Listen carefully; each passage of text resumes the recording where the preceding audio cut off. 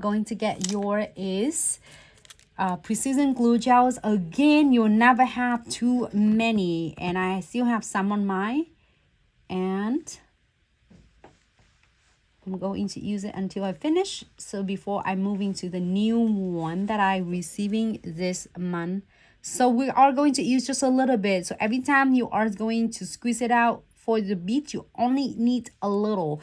And then when you're doing around with the crystal, I would suggest you are not like squeeze anything out yet, just doing a little bit of running a little exam here, and you feel scratchy right here, and you're gonna squeeze that much.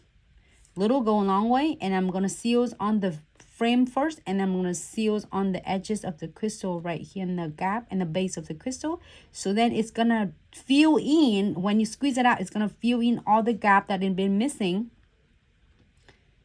and then it's going to double secure here for 60 seconds. Now, if you need to go in and seals it more, because when after you're done and the client still notice that it's still, you know, catching on their hair or their clothes, and then when they run through their hair, their nails and crystal is stuck in there. So you are going to make sure you double check and seals it again.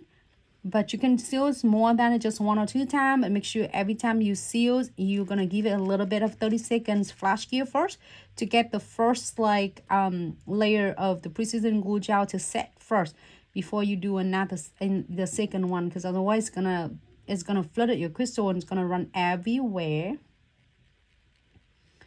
So we're gonna seal on the frame. You can see that I'm sealing on the charms, but I'm not sealing on the top of the crystal, because you want to keep your crystal stay remaining really nice and secure. I'm gonna do this. I'm gonna seal my little happy face.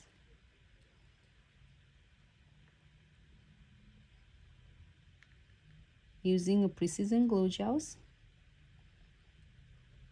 Okay. And a little butterflies right there. Okay, and then we are going to cure this beauty for 60 seconds.